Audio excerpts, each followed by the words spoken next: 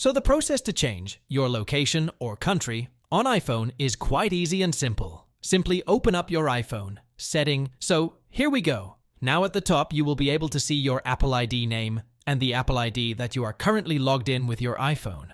So hit up on the top, and once here, scroll a bit, and here, tap on Media and Purchases.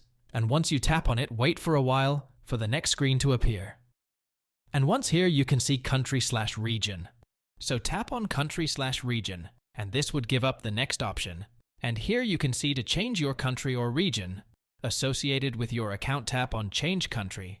You need to read all this that says changing your country or region will cancel any automatically renewing subscription. So here tap on Change Country or Region, and here you can select any country, and on the next screen you will be able to change your country or region on your iPhone.